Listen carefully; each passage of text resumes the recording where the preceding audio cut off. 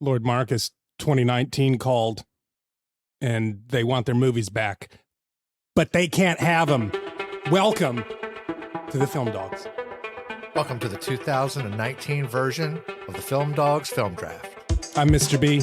And I am the one and only magnificent Lord Marcus. Maleficent. Malfaisant. I didn't watch that movie. Did you watch Maleficent? No. The one with Angelina Jolie? Yeah. Nah, not there. Yeah. Not since Hackers, anyway. We are here drafting films. Once again. What is a draft to those that don't know what a draft is or not into sports or a military? The draft process for the Film Dogs, what we are trying to do is establish our film identities for you, the audience, to understand what tickles our fancy the most. What we do is we build a roster of films. 10 films. Well, our drafts are set in 7 categories. Oh, true. Yeah, sorry. But we've not exactly nailed down the format of how many films our final roster will be composed of. But every episode we'll pick a year from which we draft, and we'll start out through a random process to see who goes first. We alternate picks. We've got 7 different categories. Our categories are drama. Our second category is action and thriller. Our third category is comedy, animation, or international. Fourth is sci-fi, horror, or fantasy. Our next category is box office darling, which means that it must have globally grossed $100 million or more in the box office. Yep.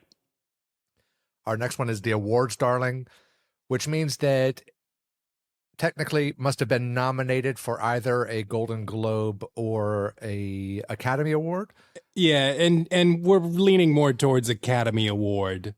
Unless it's a really good film and we're fighting tooth and nail, we're kind of assuming that this has won something important. I'll give you a good example though of a year where I'll wait till after the draft. I'll wait till after the draft. But there's a good example of don't jump the shark. There are some years where the Academy like it might be a good idea to have an episode. Like Oscar do-overs. There's a couple years we're definitely doing that episode where the Academy just does not get it right, and then and sometimes the Golden Globes, because they've got 2 nominations or 2 winners because they've divided up between drama and comedy or musical. On those years where, like in my opinion, where the Academy got it horribly wrong, I would hate to sort of box ourselves into having to use the Academy. So the Golden Globe's sort of more of a safety net to make sure that our content is truer to who we are. But as I said, like technically it's for nominations. Yeah. What I'm trying to do is really find a way to make sure that my list includes winners.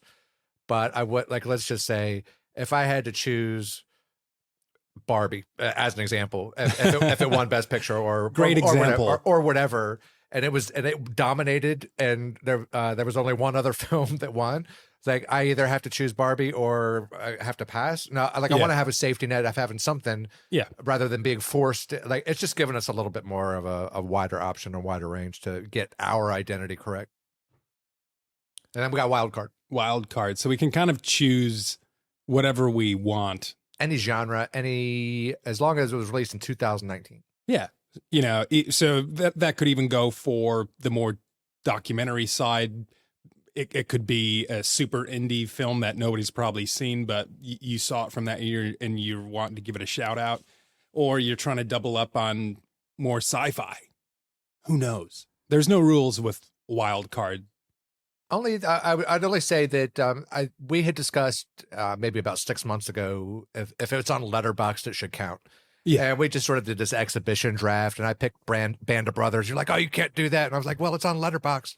Now, I agree for the purpose of this. Letterboxd does focus on films, but if it's a miniseries, they tend there's a lot of television miniseries. That's correct. Yeah, that end up on there, and we're going for that more 2 hours or under. I'm of the opinion that short films count, animation counts, as long as it's sort of a feature film and not something that's like 6 or 7, like an episodic format. Awesome. Cool. All right. So Shall we get to who's going to be drafting first in the 2019 draft? Let's get into it. So the way that we have been doing this recently, and until we come up with a more established method, I, on a whiteboard underneath the table, I write a number that is either greater than 50 or lower than 50. And Mr. B cannot see the number that I'm writing. I'm a very trusting person. So it's not rigged, and it should never be considered that it would be rigged, because if it was, then I would be going first. This is a game and the points don't matter. No, they don't.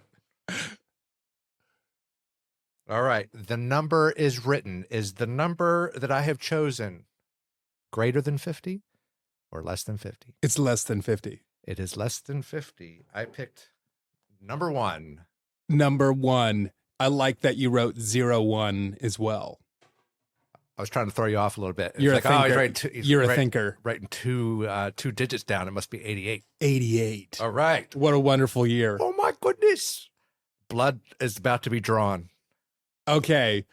We're choosing to do 2019 on purpose. This is a year that we famously like a lot of these movies and share our love over a select few.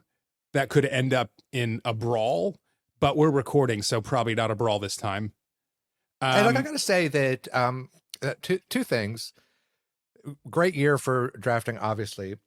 Now, I have a feeling that you think, it's just the vibe that I think. I think that you're going to think, I better take this film because Lord Marcus is going to want it.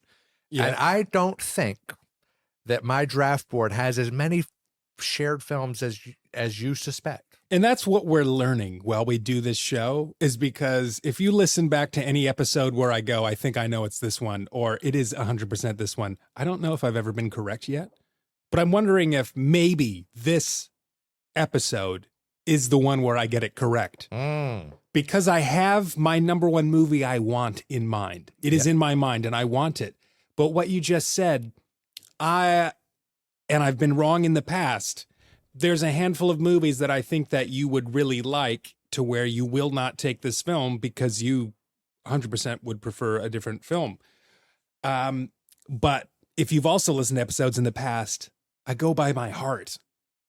I'm a feeler, Mark. Now, I would just say this. I would offer you this. Yeah. Out of this slate of this year's films, I feel like we could both walk away with the roster that we want. Yeah, well, my list of films is for each category multiple long, because I'm either afraid you're going to pick it because I think we agree on a lot of these films being good and would both want to draft them. But I also need backup options in case you do draft them, or in case I change my mind on the fly. This was a great year. But I do, like I said, I want to say I want to go with my heart, but the problem is we're thinking about this in real time. This is a draft, and we are trying to fill categories. So if there are only so many films you can get per category, you want to choose maybe the correct category where you're not going to easily fill it if you get something else. I think, man, like we did the 2007 draft, and like the box office was like really slim for the type of movies that we love. And so then you start looking at other categories, and there's years where some categories are pretty slim. Man, I got to say, when I was prepping for 2019, I was like, man, all my categories are really good. I can really go with like just ranking my films and just taking them off the top of my rank. I don't really have to worry as much about the category as I normally do. Yeah, 2019, surprisingly, pretty stacked for one round. So that being said, I think I'm going to take horror, sci-fi, fantasy category, and it's going to be The Lighthouse. Motherfucker. What was this movie what you were going to draft as number 1 than any other movie? Interesting, because this was going to be my number 1 movie that I was going to draft over any other movie. And I'm glad we get to talk about this, because this is the point of the Film Dogs. We bonded over this film. It brought me into the wind, into the slipstream of Robert Eggers as a director, and also the utter brilliant performances by both Willem Dafoe and Robert Pattinson. But cinema for me really makes it sometimes about the experience and sharing it with somebody else. And you and I saw this in cinemas, and we knew beforehand we wanted to watch this movie. We knew quite far in advance. We had watched the trailer and both sent it to each other, and we go, we should watch this movie. And back then, that many years ago, 2019, we were probably more into music together, which you'll learn more about on this podcast, than we were into films at the time. But this was a film that really shifted us and making us want to spend a lot more time specifically on cinema, good cinema, and learning about it a bit more.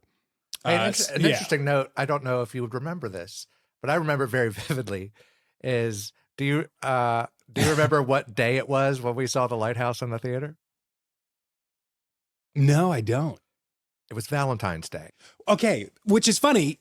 I wanted to say Valentine's Day, but I only thought of that because there were a few movies recently that were Valentine's Day based. I'm like, was it possibly Valentine's Day? But I didn't think I would have done that to my wife. Because Mrs. B was like, but you're going to the movies with a guy on Valentine's Day? I don't even, I did not remember that. That is an amazing story. Oh, we saw it at Dendy Corporoo, and shout out to Dendy Cinemas, because we are Australian based, Brisbane based, but Dendy has probably been our favorite cinema, screen, vibe, choice, sound, everything. Yeah. To date. Yeah. It was a great experience, and we had some drinks out, like where they're located has like little pubs and eateries. It's a good place to go check out. But The Lighthouse. So this is Robert Eggers' second film. And that screenplay. The screenplay is brilliant. Brief synopsis is it is a lighthouse keeper basically changing of the watch on a remote I'm sorry, island. man. I'm just really pumped. This is going to be a good episode, guys. I can't even say, like, I was like, there's no way. I know he wants it, but he's not taking it first. What's funny is I can't ask you what you thought I was going to take because we can't give anybody's ideas. But you can ask me after. I'm going to have to ask you after. But this is 100% probably one of the most important films to me. So I had to have it. But brief synopsis is an island in New England, off the coast in the 1890s, two lighthouse keepers sharing the same space, a new guy and an old vintage Willem Dafoe. Who just murdered it. Man, that is just one of the best acting performances of all time. Genre-based, if you would classify it as a thriller, as kind of a modern horror. There's fantasy elements to it. It's a drama. Very surreal. Yeah, if you've ever watched a Robert Eggers film, or even what I'm seeing out of Yorgos Lanthimos on a cinematography side or interesting screenplay.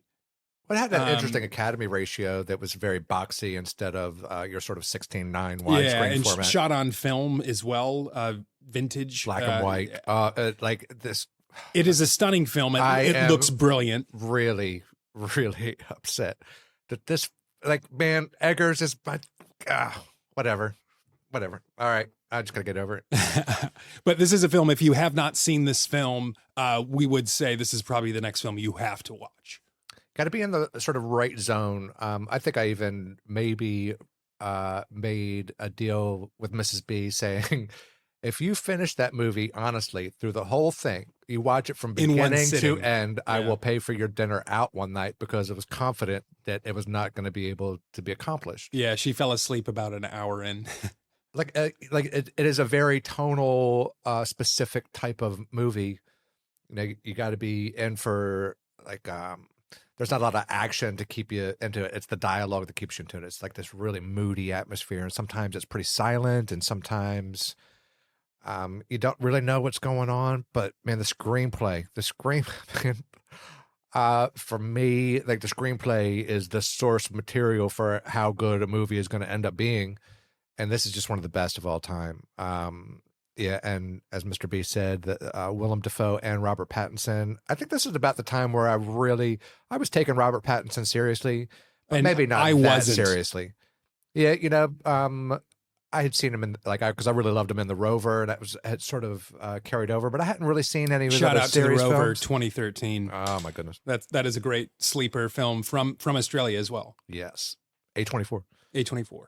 All right, Which brings us to Lord Marcus, your first pick of the 2019 draft.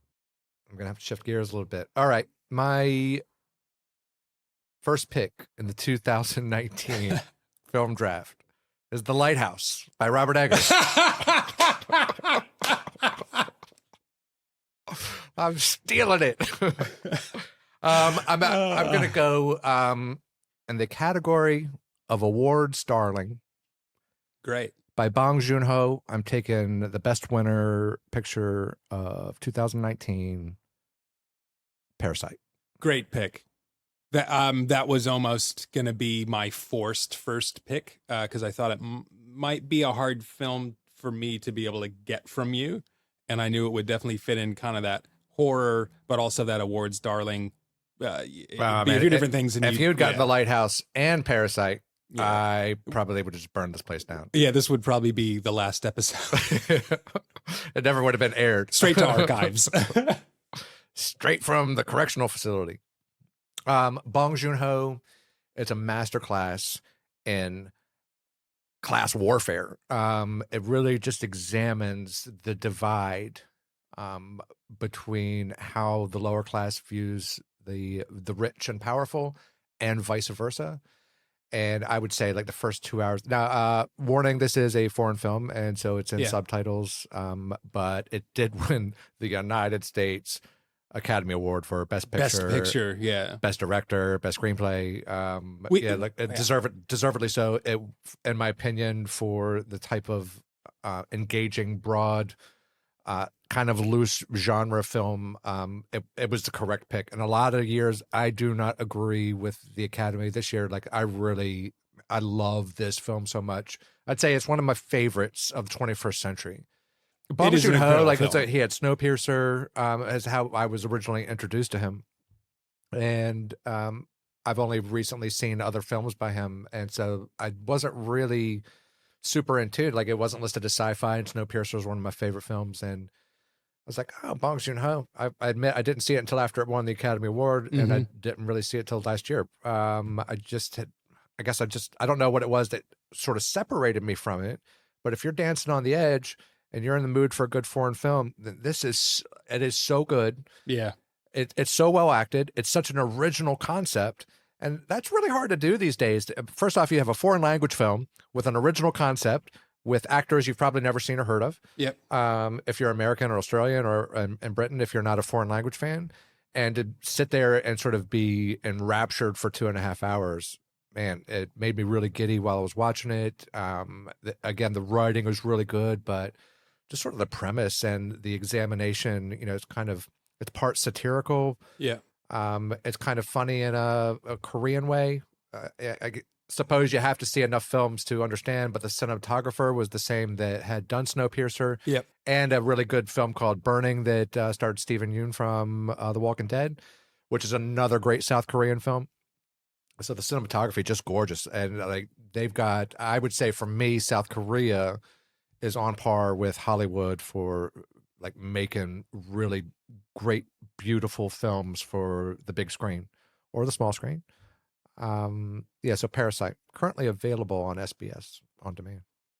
Side note, shout out to my buddy Ryan, who just showed up on my screen saying he's 15 minutes into Saltburn. Great pick, though. Parasite. You should respond to him saying, let me know how you feel about it as you're progressing. The text said, it appears it might be a delightful romp, but he is also quite sarcastic and funny, so I can't wait to get later texts during this episode. So shout out to Ryan, listener. Shout out to Ryan. Listener of the show and friend. Shout out to Saltburn, 100%. Shout out to old Barry. Man, that guy kills it. Yeah, and the Lordy. Yeah, they all did. Yeah, I it's a little off the 2019 film draft, but I enjoyed Saltburn. Yeah, same. We're on the record. So this is my pick, and I've got two options here because I think this is going to be the next two picks between you and I. This one is more up my alley, and I reckon you could guess it. But I'm going to draft this in comedy for an animated, and it is Once Upon a Time in Hollywood, which is I guess we need to call it already a modern classic, I have rewatchable. already dropped a really bad name on you. What? Wait, I know the next movie you should draft, and if you don't draft it, I'm gonna just laugh at you. No, you can laugh at me because I was prepared for you to take that one. I have. It has a twin brother, and I'm taking the twin brother. Yep. I thought you'd probably take the twin brother, but this was Quentin Tarantino for me, a modern masterpiece. It automatically hits instant classic, and the casting that he's working with, DiCaprio this time, Brad Pitt, Margot Robbie, just the amount of people that show up in this movie, Dakota Fanning even. It is a slow burn film, but the performances are very compelling.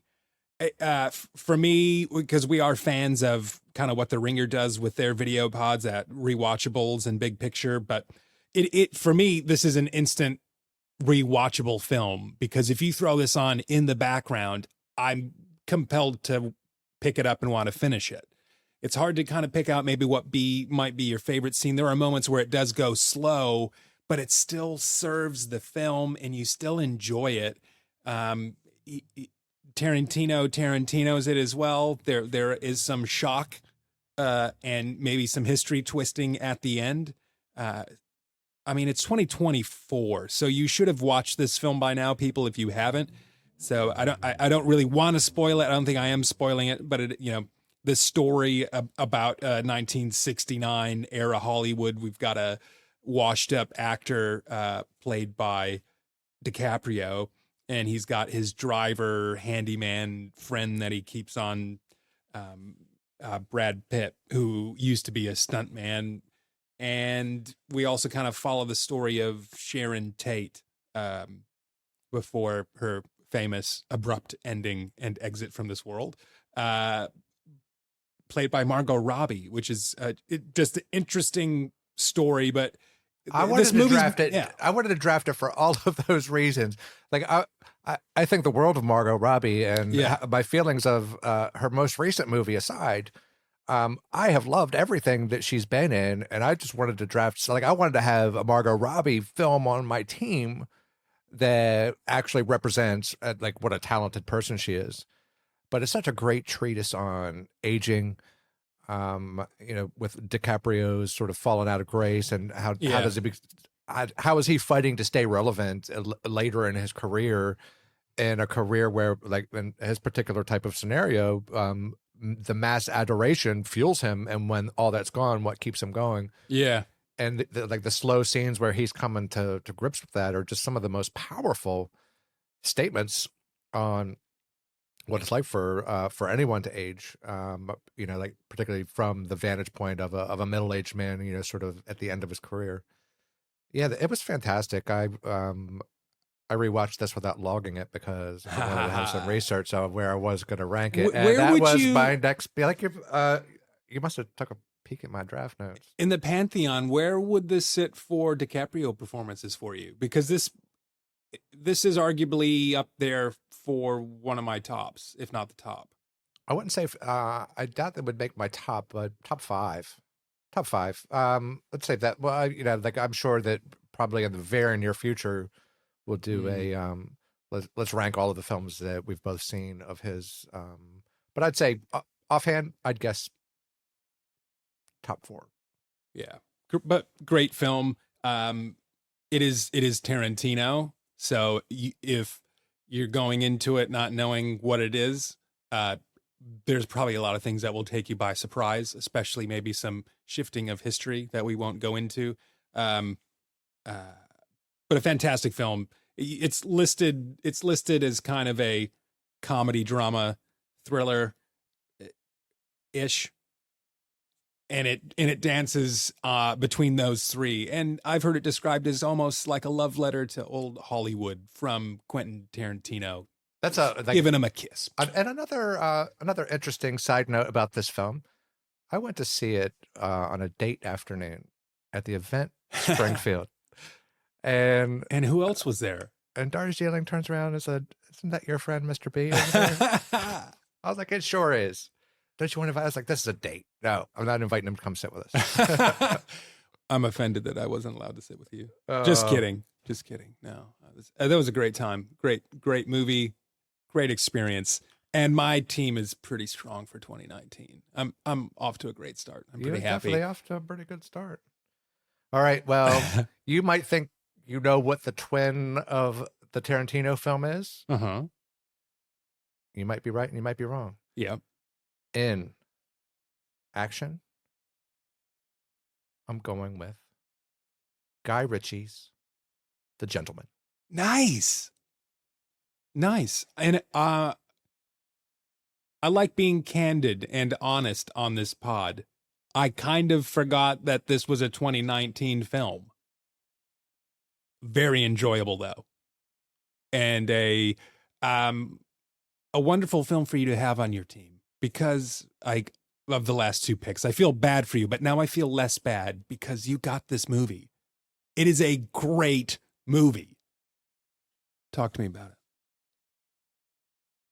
Guy Ritchie has crafted this amazing story of the protagonist, played by Matthew McConaughey, who runs a marijuana distribution empire in England. He's trying to maybe get out of the business. Maybe he's trying to grow it. He doesn't really know, but there's nefarious enemies at every angle and every corner trying to take him out or thwart his progress or make sure that he does not succeed in either breathing again or making more money or staying in business. And then there's also groups and teams of people that want to take over the business for themselves, and some of them don't want to pay for it. And so Hugh Grant, anybody that's a Hugh Grant fan, you have no idea what you're in for watching this film. It's crazy. Like, this is so anti-type, and I love it when an actor can do anti-type. But it's got Charlie Hunnam, it's got Matthew McConaughey, it's got a Guy Ritchie, like Colin Farrell, man. When he shows up, oh my god, it's it's comedy, it's action, it's thriller, it's a crime drama. It's got a little bit of everything. It's a really fun romp from anybody that likes Snatch. I would say this will be anybody who alley. likes UK gangster films. Yeah, I would have preferred to have the Tarantino film, because this one doesn't have quite of the emotional impact. Like, essentially, I kind of like these movies exactly the same. What increases the Tarantino for me, though, is the DiCaprio portions where, like, there's just these long, slow camera holds on his face, right? And he's just, so he's acting without speaking, and he's acting really without moving his face. It's crazy how, like, really whatever was achieved in communicating that feeling was just so much more awesome than anything The Gentleman really had to offer. But for, if you're having a beer or a glass of wine and you just want to decompress and not really be bummed out by an old actor facing, whatever's happened to his career in decline, The Gentleman is a really good, it's a really good action, keeps you on the edge of your seat. You never really know what happens. Phenomenally acted.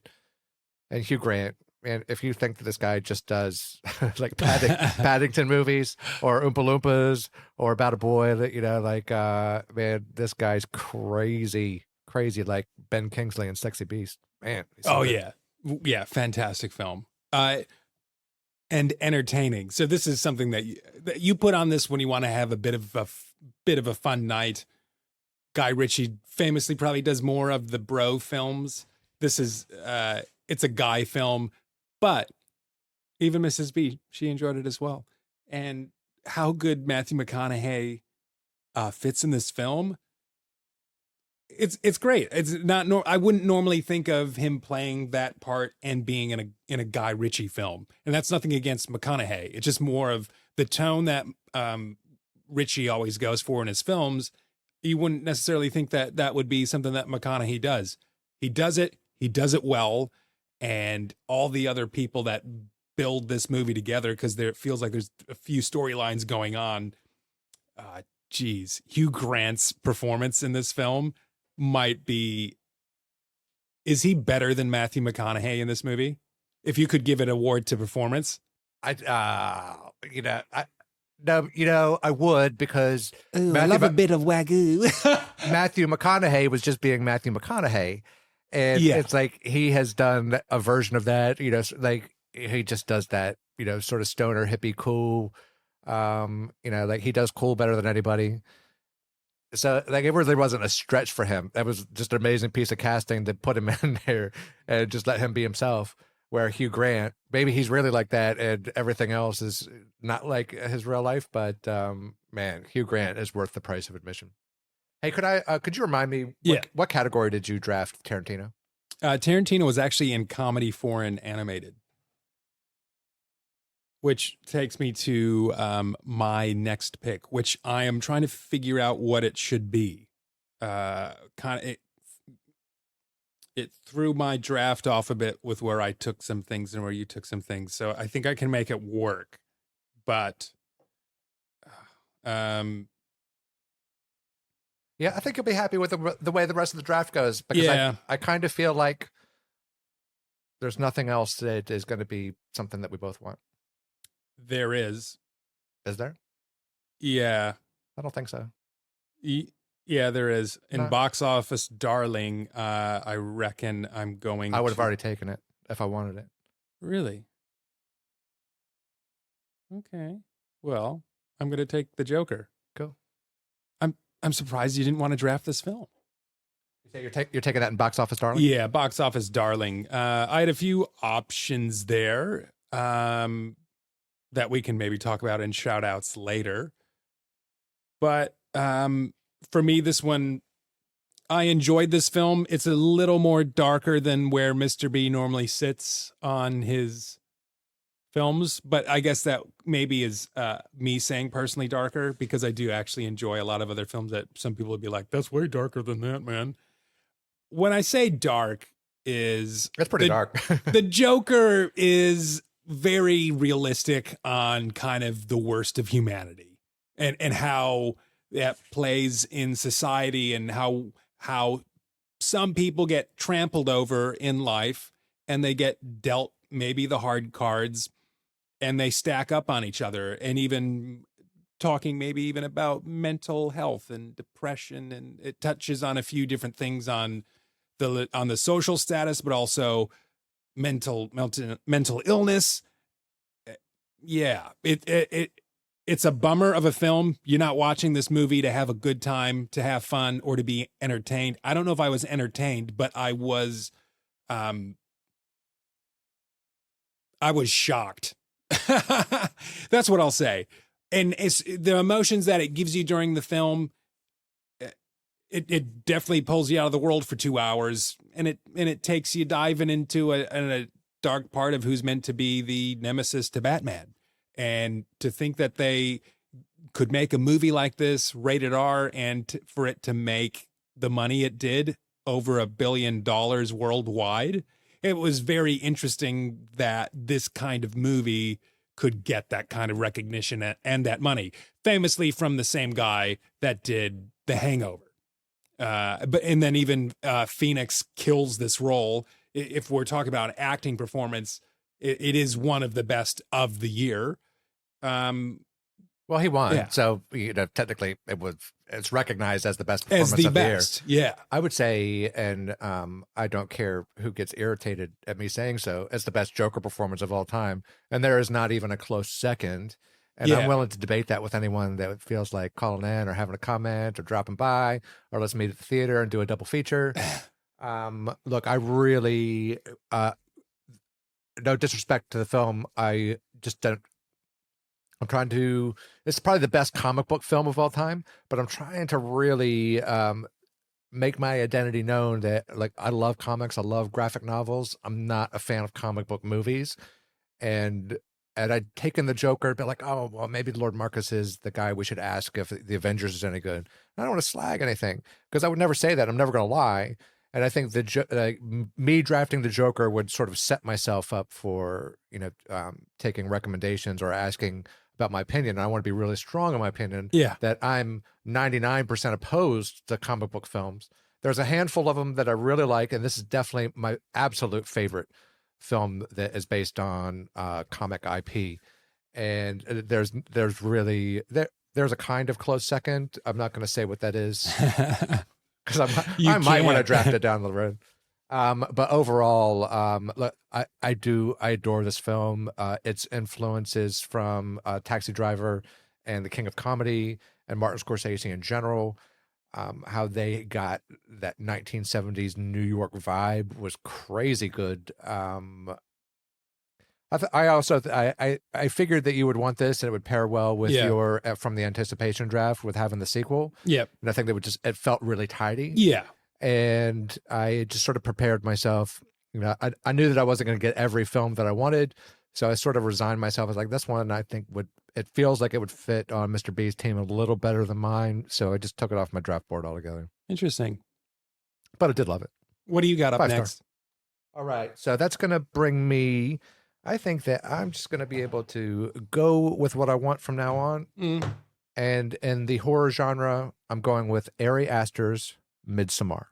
Excellent. Yeah. Great film. It is one of, so Ari Aster's second feature after the massively popular Hereditary. The second feature went in a totally different direction. It is kind of more of a folk horror. It is all outside in the daylight. And if anybody is sort of a fan of the horror genre or knows anything about the horror genre, most of it takes place at night or in really dark places where everything's left to the imagination, because the real horrific thing that horrors do psychologically is let your imagination turn loose on itself. In the darkness. But in Midsommar, it's a folk horror that takes place in Scandinavia in the middle of the summer, and there is no nighttime. It is all daylight. Every single, once they arrive, there's a little prologue kind of opening scene. But once they arrive to their destination, it is daylight for the rest of the film. Yep.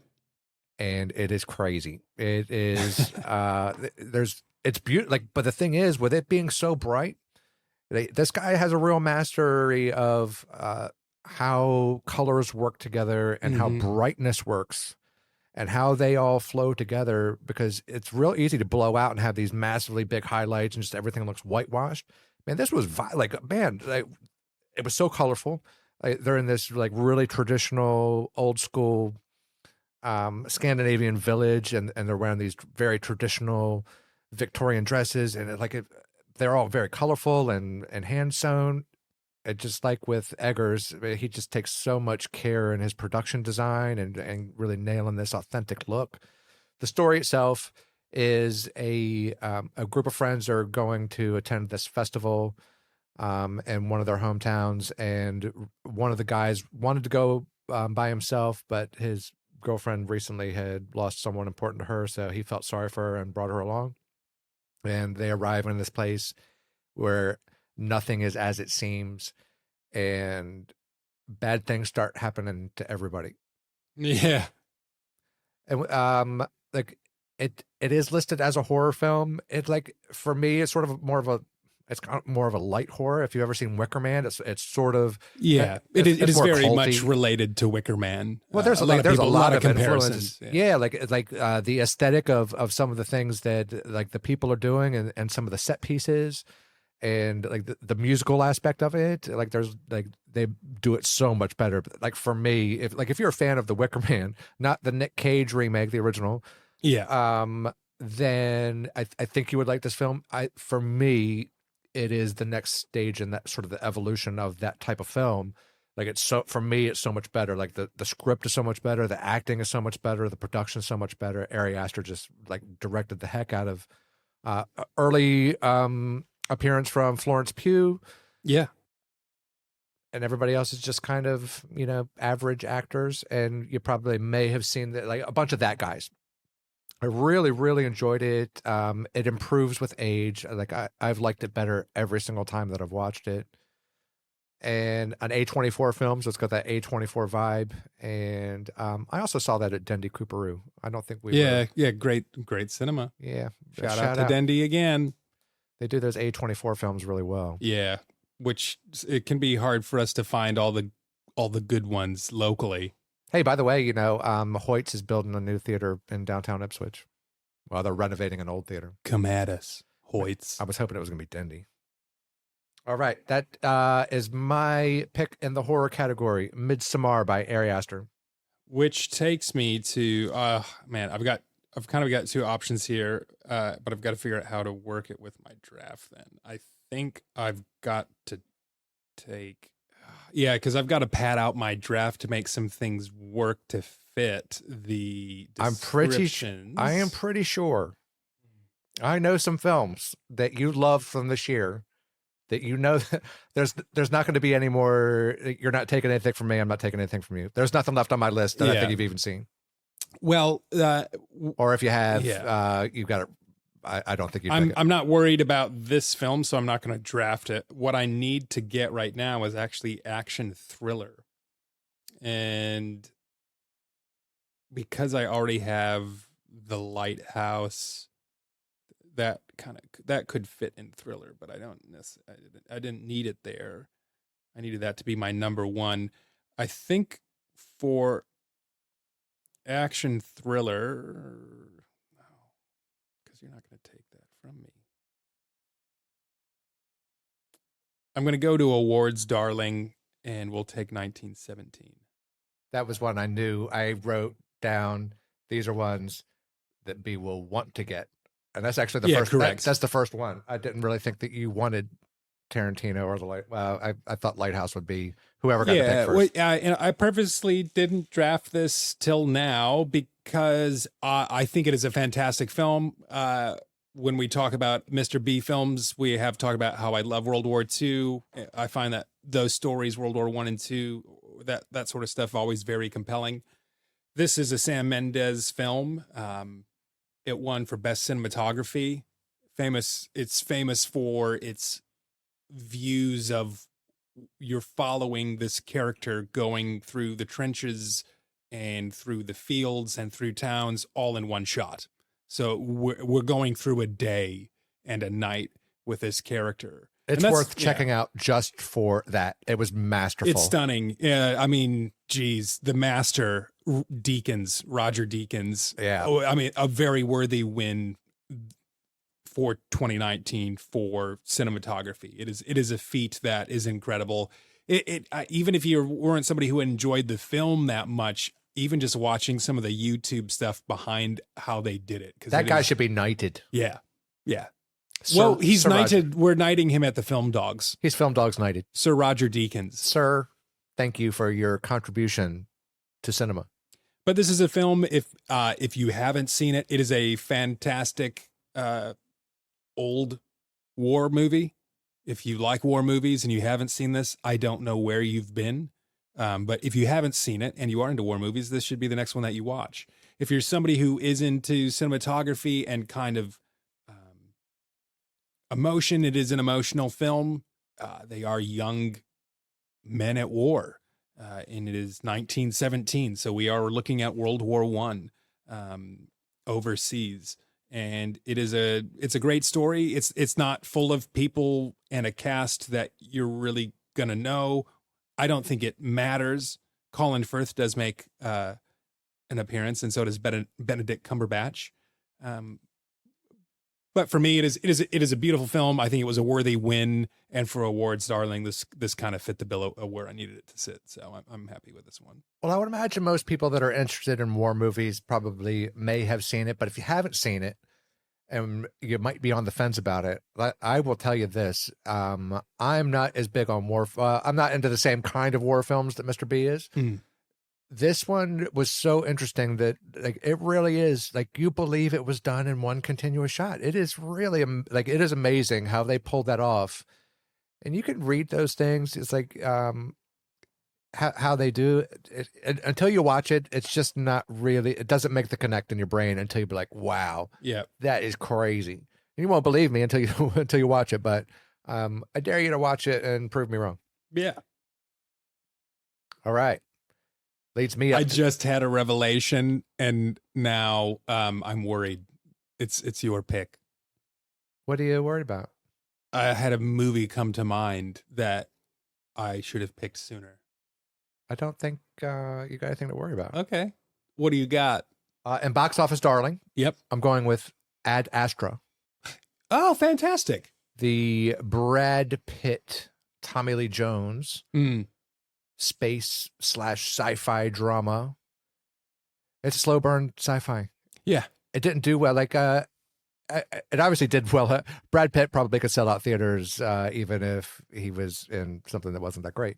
Brad Pitt goes, and he's sort of a middle-aged astronaut, and it's in the near future, and there's something unexplainable happening that's knocking out power grids on the Earth, and it turns out that it's coming out from in the far ends of the solar system off the coast of Neptune, and they think that it's the character's father who had disappeared 30 years earlier. Mm-hmm. And so they're asking him to go out there and see if try to get in contact with him and find out what's going on and try to get him to stop. Otherwise, he's got to go out there and try to figure out what's going on himself and keep this whatever's happening on this spacecraft off the coast of Neptune from destroying Earth and the solar system. Yep. And the whole thing it's an expose in father-son relationships, and it's slow. Yeah. And there's just all these close-ups on. Now, Brad Pitt had won that year for Once Upon a Time in Hollywood as the best leading guy, and like I really can't argue with that. I maybe because they thought when they saw Joaquin Phoenix that there was no way that Brad Pitt was going to beat Joaquin Phoenix. Yeah. But I think for me, this is Brad Pitt's best performance as a lead actor carrying an entire film. Now, and you go back and look at these Brad Pitt films, he always has someone carrying the film with him. Yeah. Heavily supporting. Ocean's 13. Yeah. Ocean's 11. Ocean's 7. Snatch. I mean, even Once Upon a Time in Hollywood, DiCaprio next to him. Yeah. Almost the whole time. In Ad Astra, he's carrying this entire film by himself. Yeah. Masterfully. And I really I try to get into these these sort of recasting things. And I was like, I just don't know anyone that could have done. Ethan Hawke maybe could have pulled it off, but and obviously I don't even think Interesting recast. I don't think Daniel Day-Lewis could have done this and it still be the same film. He could have done it. It would have been a different film. A different film, but it might have been as interesting. But like this film, I think was really just. I loved the way that when you've got these big sci-fi films like Sunshine or 2001, and everybody wants Star Wars and Star Trek and lasers shooting everywhere. Ad Astra does have a pretty decent action scene, but it has it's mostly about thoughts on aging and the relationship between son and father and who owes who what and loneliness and legacy. It was so beautiful. I was really happy to have this. I didn't think that you were too high on it. We've talked about it. I know sci-fi is not your genre. I kind of felt this would drop down a little bit, and it just wasn't really super on your radar. Yeah, and I did enjoy this film. I think I've only ever watched it really the once, and that was on streaming. We are both big Brad Pitt fans. It is a fantastic performance. Tommy Lee is great in it when he eventually shows up. Casting's great. You got Liv Tyler as well. There's a few people, but it is solely carried by Pitt, and it is a fantastic movie to add if you're willing to watch him in space. James Gray was the director, but also starring Ruth Negga, who was on this really great TV series called The Preacher that was adapted from a comic book by Garth Ennis. She's amazing. She's in it for just a short amount of time, but like I would cast her. She's sort of like with Zoe Kravitz as just sort of this really just great, tremendous face on screen with a ton of acting talent behind it. So it's not just a pretty face. And, not just like pretty in the way that Margot Robbie's pretty, just sort of, she just very character. There's a lot of character and texture. I loved all the supporting cast. I had Donald Sutherland with a really good role. He's doing a supporting role these days, but it's really good. Ad Astra's my pick. Great movie. Let's talk about it. And I picked that in Box Office Darling, 130 million globally. Which brings me to my next pick. And I thought maybe you would have picked this sooner. Thought I would have picked it. Yeah, and I'm not picking anything else you're picking. Guaranteed. I guarantee you. Okay, you can take whichever one you want. Just a sec. I've got one option here, and let's see if it will be. I've had to make a last minute swing to see if I can make this hit. But you don't need to, dude. I promise you. None of my one of these films. I am not taking a film from you. Whatever you want from here on out, you got. Okay. I might need to negotiate here. So I've got to fill action thriller. So you take Lighthouse I've got to fill Tarantino from me. Yeah. And do you want me to make concessions? And then I've got Wild Card. Okay. I would almost the problem is if you say no, then I'll have to take it in Wild Card, I guess. Will you let me draft The King in action / thriller? Absolutely. Yeah. Letterboxd doesn't have it listed at all, mainly because I think of the historical element side of it. Now, I would say this, that like the Letterboxd is sort of our law book. Yeah. But we're the film dogs. We can do what we want. Yes. The King has plenty of action in it. It's it's a historical drama, but like I would say, I would put it, I would consider it to be in there. And the reason why I am drafting this here, there's other options here that I'm not worried about you taking that are great films. Like what could I draw here in action? I could take John Wick. I very much enjoyed that series, but it's not for me. I don't feel like number 3 is something I need to draft. It's not a series that you enjoyed that much, but The King gets me Timothée Chalamet on my team. Mm-hmm. And we have been growing in our fondness for his performances and his film choices. And this one is probably one of the first ones I think that really put him on my radar.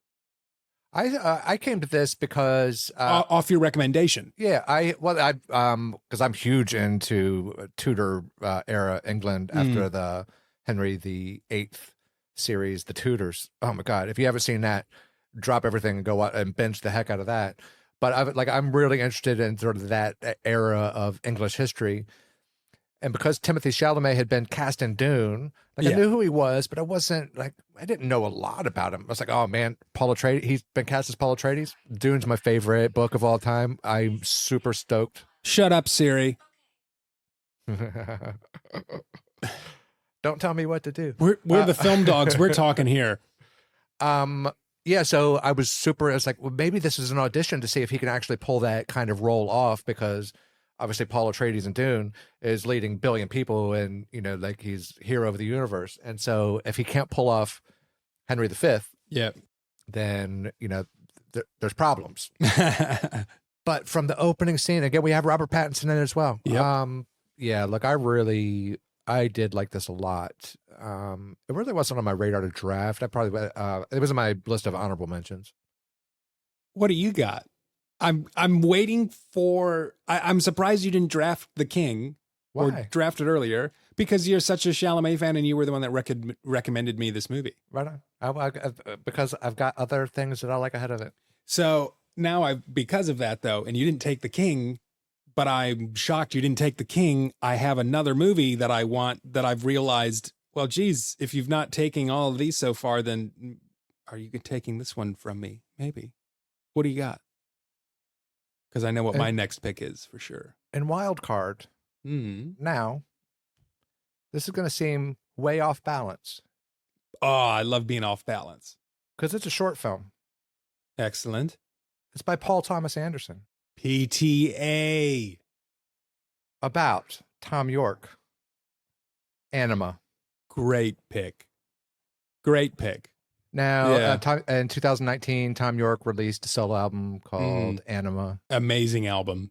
It's such a good album. Everybody, you guys will eventually know that we worship at the altar of Tom York and Johnny Greenwood. We are listening to that album later tonight. We're sure. throwing on Anima after we do our pods. And so Paul Thomas Anderson got together and filmed a brilliant little short film about 17 minutes long. It's great. We'll clarify spelling. A-N-I-M-A, not enema.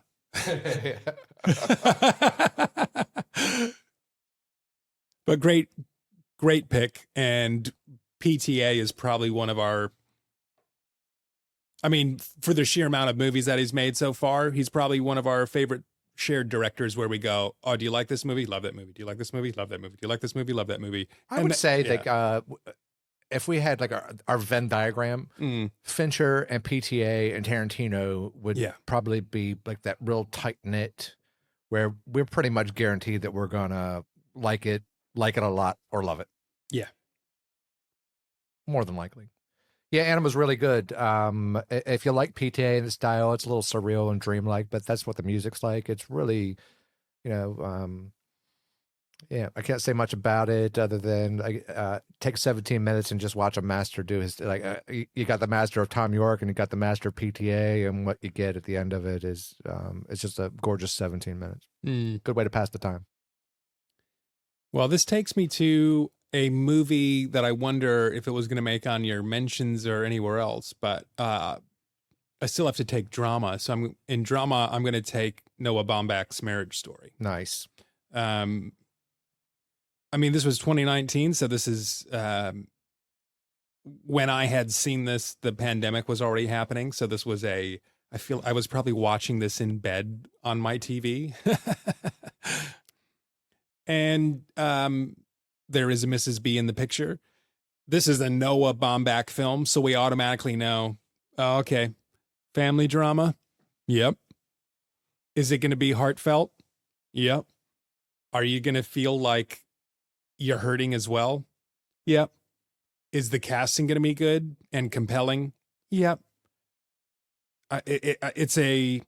It's not a movie you're putting on to have a good time. It's not a movie you're probably even going to rewatch that often. It is about the failing marriage of a stage director and an actress who are married at one point and have a kid.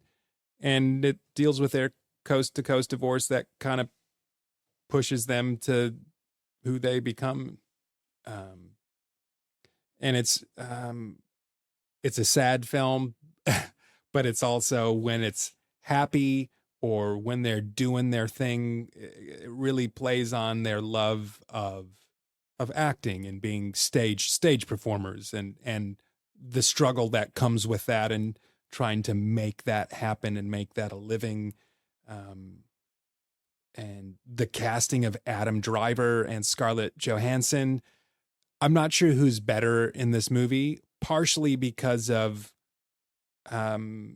Scarlett's style and haircut, all the choices for her. She really plays a different part than I feel like I'm used to for her, of being maybe a younger married woman, struggling actress and nerdy. And I bought it. Their relationship I bought. When the relationship falls apart, you're broken. And this is a deep dive into divorce, and it's a bummer. But if you want a drama and you want a family drama and you want to feel, this is a fantastic, compelling movie by a fantastic director, and it's cast brilliantly. And we've already talked about Ferrari and other Adam Driver films that we love. And we're fans of Scarlett Johansson. That's really who makes this movie. It's about them. So I'm happy to have this on my team. This was on my draft board at one time, and I can't say enough about it.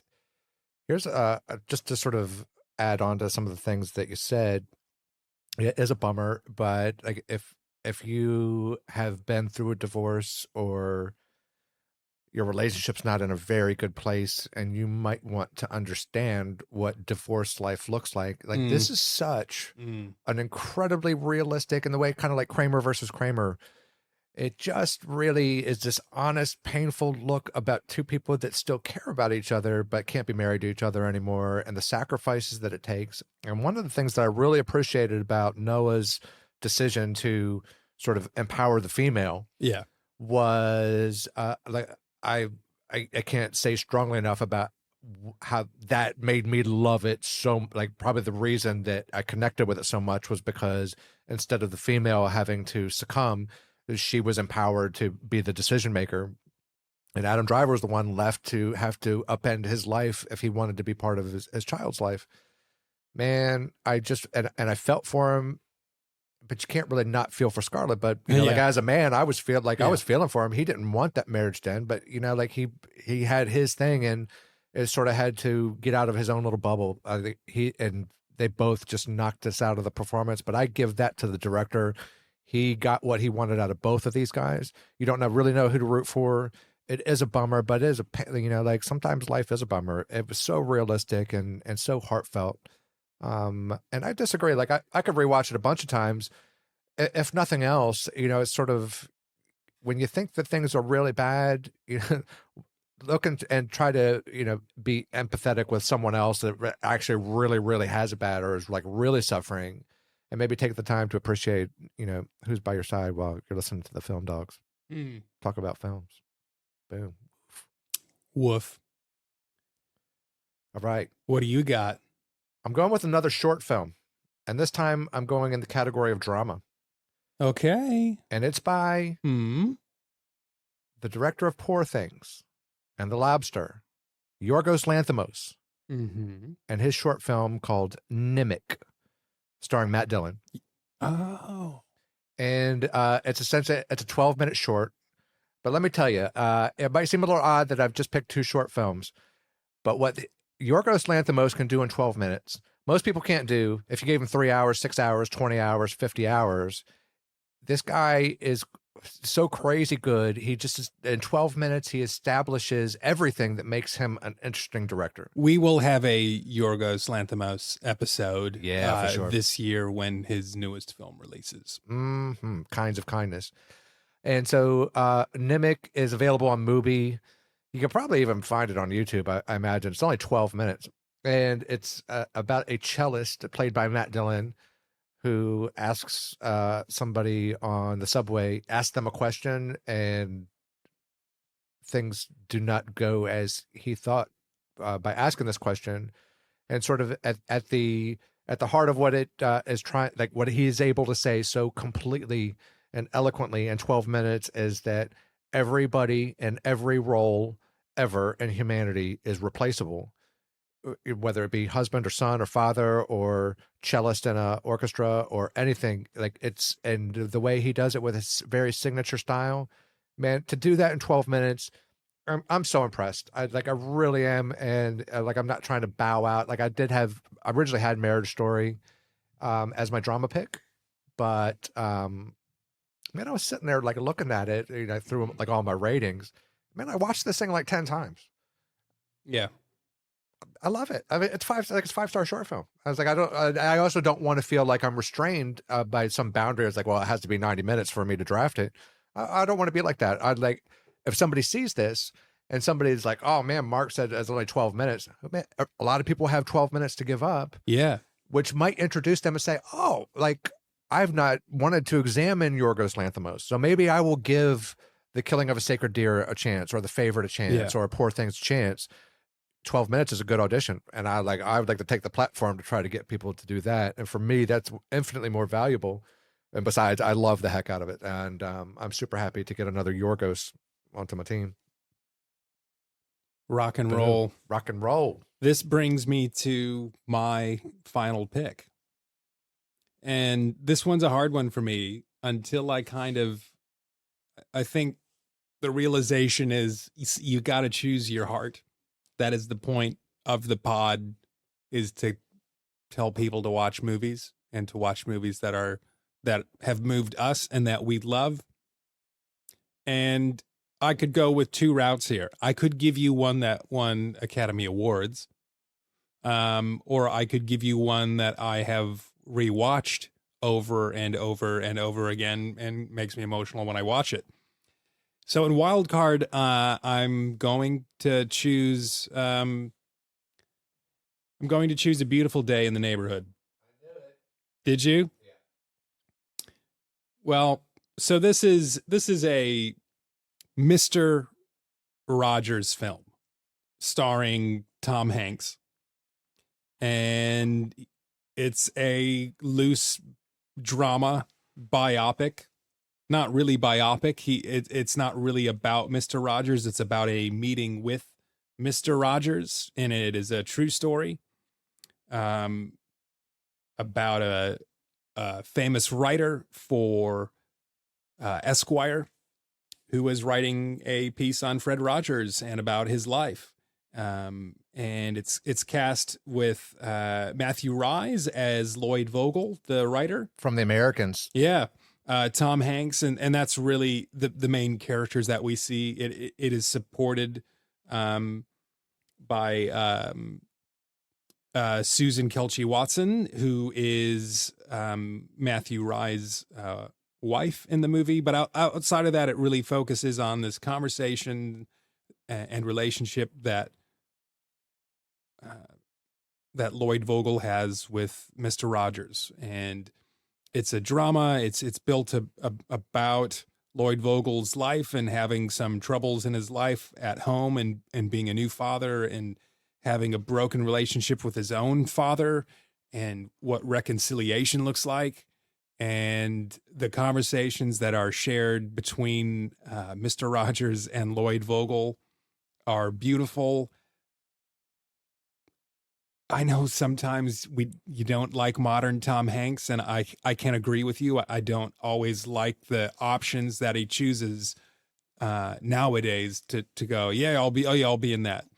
But when he 100% commits and transforms himself to a character, I really believed him as Mr. Rogers. There's a kindness and a sweetness to Tom Hanks that we always love.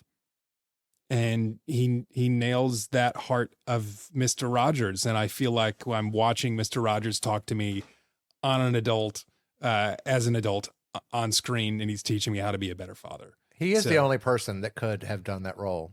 I'll say that for him. Nobody else could have done Mr. Rogers except for Tom Hanks. And this is directed by Marielle Heller. I've not really watched any of her other films. I didn't need to. And I don't know if even a lot of people necessarily watch this film and I can't comment. Remember this film. I've not seen it. But for me, if you need a compelling drama and you're somebody, I'm somebody who thinks that true life is stranger than fiction. So I do like stories that I go, this happened, and humanity can act or react this way, and you can feel good leaving the theater sometimes. And this is a film that does that.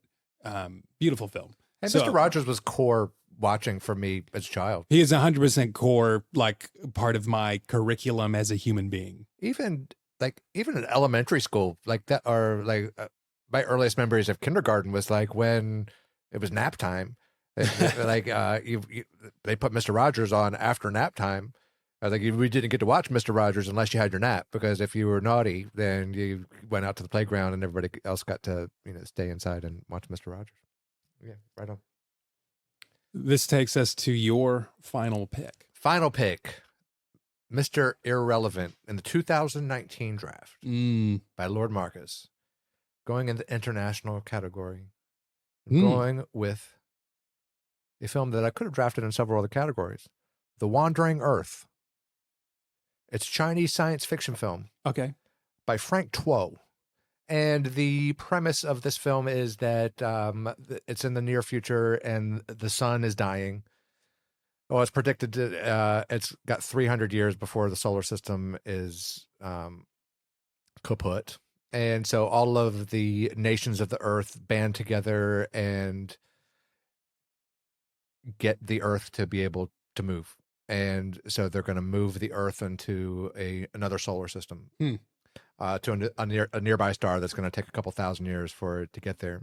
And after about 20 years into the voyage, there's a little bit of a setup. And 20 years into the voyage, there's the risk of it colliding with Jupiter.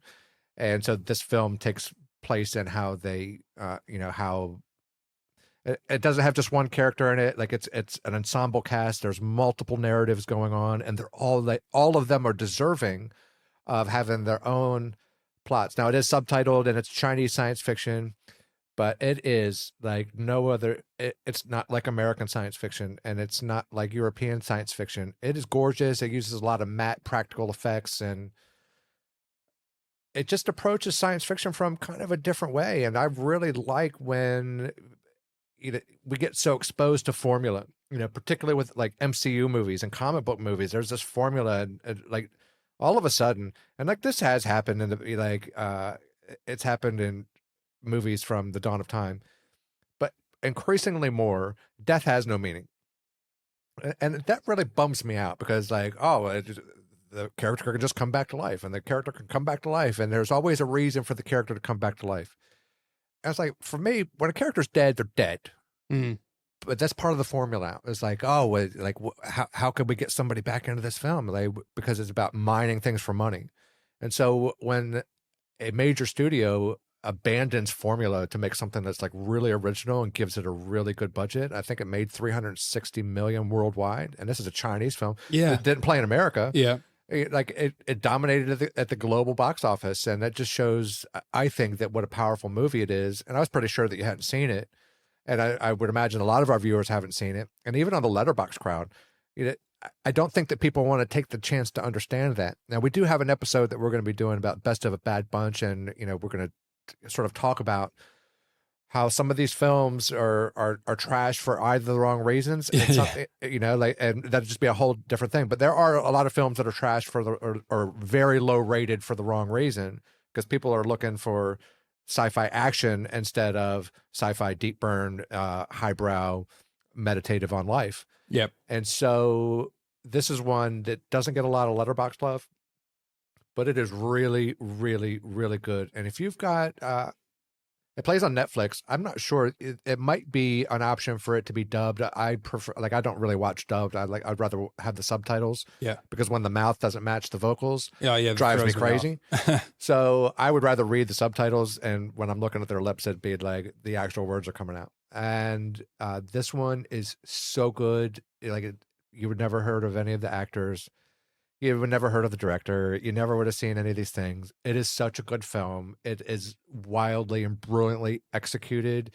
So if you like sort of that genre film, like Armageddon, like it's sort of like Armageddon meets Sunshine. Yeah. You meet Solaris. Like it just has like all of the influences it wears on its sleeve. But the guy did a really, really good job. I can't say enough about it. I really suggest this. Out of all the films, I kind of feel like this is probably the most underwatched film of what we've talked about in the draft so far. But if you're a sci-fi nut, man, don't put this one off any longer. It is really, really good. Okay. And this brings us to, whenever we do a draft, we also then want to give 2 honorable mentions. We're not going to go deep into them, but there's a few movies that maybe we just go, oh, these were great films, or it would be remiss to not bring them up, or you're going to crucify us for not talking about this film and going, how did you not pick? I'll give you one, for instance, that is an honorable mention. Jojo Rabbit, Taika Waititi. Didn't see it. You didn't see it? No. Do you want me to edit that out of the pod? Nope. Well. Middle finger. Taika Waititi, written, directed, produced. A World War II satire. Here's what Letterboxd says, because there's actually a brilliant description. Follows a lonely German boy whose worldview is turned upside down when he discovers his single mother is hiding a young Jewish girl in the attic, aided by his idiotic imaginary friend Adolf Hitler, played by Taika Waititi. Jojo must confront his blind nationalism. Yeah, it sounds weird after you say imaginary friend Hitler, but the moment you say Taika Waititi, you should kind of know what you're getting with this movie. And it's a beautiful film. it is listed as a war drama comedy. It's definitely that. It really doesn't focus on the war. It really focuses more on the comedy. It is a satire, but it's doing its best to take light of the war because of how dark it is and what is happening, while still giving the weight of options. And I kind of love the creative choices that they make in this film to tell that kind of story. So it is a bit of fun. It is a moving film when it winds up, and I think it's worth your time. He got some awards that year for it. It made some money. I got to talk about the film. Got to bring it up. Honorable mention. Come on, Jojo Rabbit. Right on. Get on it. My first honorable mention will be for the Breaking Bad film El Camino, which follows what happened to Jesse Pinkman after the series finale of Breaking Bad. Directed by Vince Gilligan, who directed all of the series of Breaking Bad and for Better Call Saul. Yep. So this is a 2-hour and 3-minute feature that sort of follow an epilogue to the series Breaking Bad. So anybody should know, once you get to know me, that Breaking Bad's in my top 5 television series of all time. All time. And I've easily watched the whole entire series 4 times. I imagine I'll depending on how long I live, I'll probably get to 10. I could watch it every year. Should I say on microphone that I've only made it to like episode 4? Oh my goodness, you're crazy. Yeah, and I have texting me at night, asking me what you should watch. You should watch Breaking Bad the whole way. I've lived my life not having finished that show and also not knowing what happens. That's how big of or how small of a bubble I can make my life when I don't want to know what happens to something, because I might tackle it one day. But now guess what? Well, Jesse Pinkman lives. It's famous. I do know that. There's no way that this could become a Mrs. B show. We've tried. Brings me to my final honorable mention. I had 2 here. I could talk about Ford versus Ferrari because I did enjoy that film. I'm not going to, because you probably watched that film if you're listening to this podcast. And in general, you've probably watched this film. Let me give you one that is something that you should watch if you haven't seen it, and something that is honorable to the film dogs.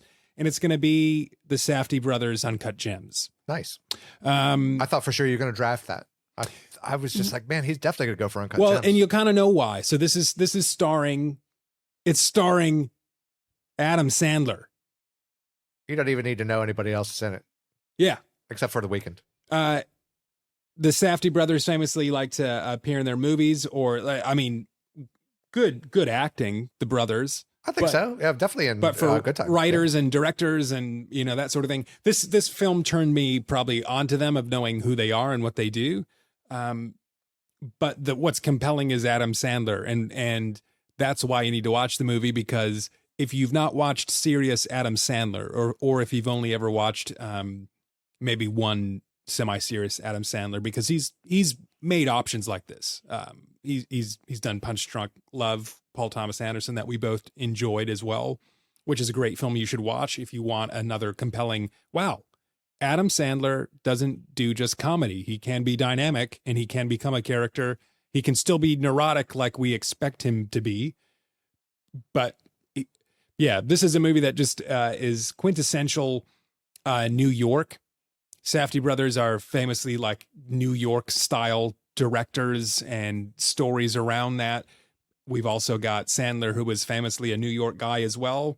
And it tells kind of like the bummer story about a New York City jeweler who's kind of always looking for the next big thing, and is also kind of always missing. His luck is horrible. That's really all I think I need to give away of the movie. I'll say this: in Film Dog Land, Lord Marcus is notoriously disadmiring of Adam Sandler. And I'll tell you this, on Mr. B's recommendation, I was like, all right, I'll check out Uncut Gems. He's like, no, you really need to check it out. I was like, all right, I'll check it out. And a couple weeks later, he's like, you checked it out yet? I was like, man, I'll get to it. It's like, man, you said you'd get to it. Like, all right, I'll watch it tomorrow. And afterward, I was like, dude, I'm watching it right now. Oh my God, now I understand what you were saying. And on the strength of that, I did watch Punch Drunk Love, which I had never watched because Yeah. I notoriously in film dog land am not an admirer of Adam Sandler. Yeah. And so once people I will watched avoid Uncut movies Gems, because of him. I think Mrs. B is one of those. Yeah. So after Uncut Gems, I was like, all right, now I'm ready to tackle Punch Drunk Love. And look, Punch Drunk Love is a 5-star film for me that I never would have watched had I not watched Uncut Gems first. I never would have because it was a gateway film. It was definitely a gateway film, and I'm so glad that I did. And there's some Adam Sandler films that I'll watch, but overall, like he's part of that sort of Hollywood formula that I detest. It takes something like Little Nicky, like it's just horrible. And at a later episode, we're going to talk about like real comedies as opposed to these sort of set up the punchline for a half an hour and that sort of style. And he just represents that for me. But Uncut Gems just really shone through what his acting performance is. Yeah. And I'll just say one thing about the direction is that if like you felt so immersed and it meant to be like anxious and claustrophobic, and man, they know how to do that so well. Like, the Safdie brothers are brilliant at this. They are. They're in their zone, man. Like it is the cinematography. Just whether or not you're a fan of acting or like when you're watching it, you're on the edge of your seat because you feel like you're in the film. Genre-wise, thriller, drama, crime. It's a gritty film, and you give away the synopsis and you say who's in it. But it doesn't make sense until you go, no, serious Safdie brothers, and it's a thriller, drama, crime. And you're like, what about comedy? Sandler's in it. No, it's not a funny film. It is 100% anxiety ridden. Yeah, there's not even like I don't think there's any jokes in it. Like it's definitely not. It would not be mistaken for any kind of lighthearted. It was Adam Sandler. Like he must tell a joke at least. I mean, he doesn't tell any jokes. Like it's a terrible ordeal of a movie, like the actual story. I won't say. I won't give it. It's really good. It's a worthy watch. I love it. I'm really surprised that you didn't draft it, because actually I probably would have considered drafting it, but I was just like, I don't want Mr. B to mess with my Lighthouse or my Once Upon a Time in Hollywood. I kind of thought that you would take it as well. Gems. Yeah, right on. My last honorable mention will be for a movie called The Platform, and I've not seen this. It's a foreign film by Golder Giztelu Urusha, and it's another examination of class. And so the synopsis of this is a man wakes up and he is in a kind of a silo type of a cement sort of silo, and there's another person that's on this sort of level with him on a bed across, and in the middle of the silo there's just an opening, and there's there's like a sort of pulley system, and a table comes down with food on it. And so let's say that these guys are on level 4. Level 1 gets to eat, level 2 gets to eat, level 3 gets to eat, and the whole thing sort of examines what happens and this type of thing, and this multiple levels. You don't even know how many levels there are, but by the time that the platform gets down to the bottom levels, there's no food left. And it talks about waste of natural resources. And it's sort of like one of these one location, low budget films, which I like when done right.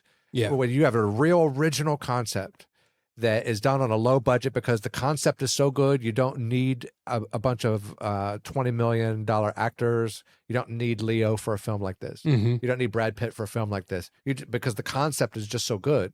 The fact that it's a foreign film, I think, will probably turn people off. But you'll notice real quick that I've got the patience, and it's a film that you have to earn by reading it. But when you do, you're rewarded so handsomely. It's just such an original concept, and I don't want to give anything away, but just the sort of this idea that the upper people on the upper levels, and there's some twists throughout the film that are really good, and I think it's worth checking out. It's on Netflix as well. Excellent. Good pick, especially if we've got easy access to it on Netflix. Add it to your list. Faux shiz. Well, let's maybe recap what we drafted. I'd also just like to take the opportunity that introduce the concept.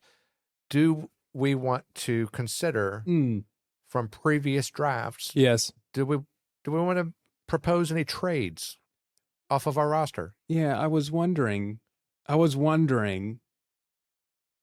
I'll tell you what I'd like. Yeah. I'd propose a trade. You might not be agreeable to it from a previous draft. And by the time this airs, the 2007 will have already aired. I'd like to propose Yes. the film Once Yes. for Superbad. Oh.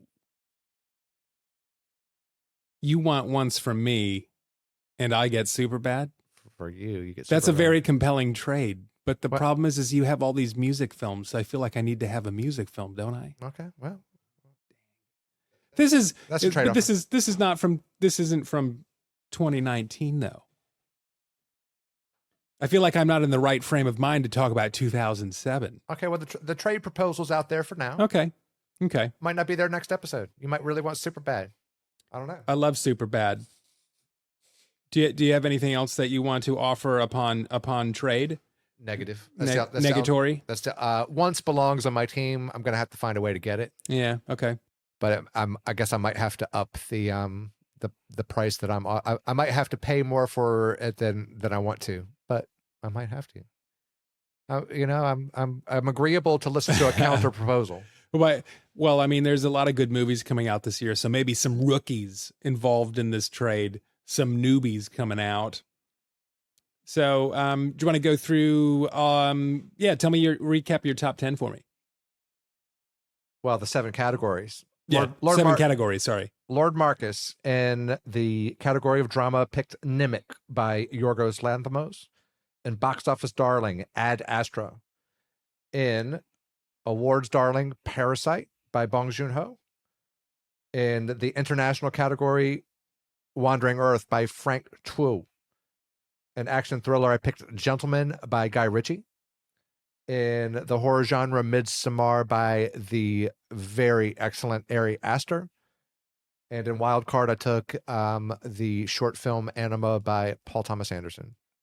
You feeling good with your draft here? Man, I am super stoked. I know you were riding after the second pick, pretty confident that you destroyed this. But dude, I gotta tell you, I think we're pretty neck and neck. Yeah, I wouldn't say destroyed. It was more of I did really need to have Once Upon a Time in Hollywood and The Lighthouse. Those are probably my if this was a 5 movie or even a 3 movie, this would have made those 2 movies would be in my probably top 3 of the year. So I really needed those. So I guess recap for me, drama, I ended up taking Noah Baumbach's Marriage Story.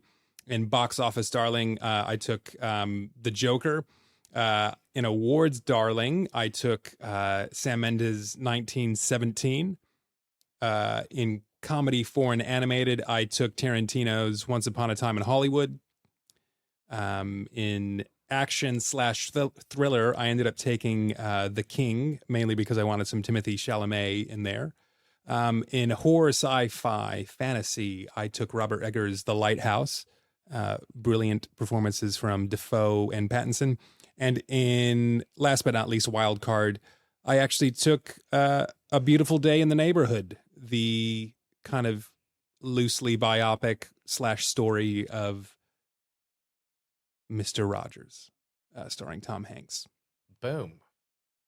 Ladies and gentlemen, or as Chris Hemsworth says, lady and gentlemen's. Thank you for joining us on the 2019 film draft. We are the Film Dogs. We'll see you next time. Remember, life's too short for bad cinema.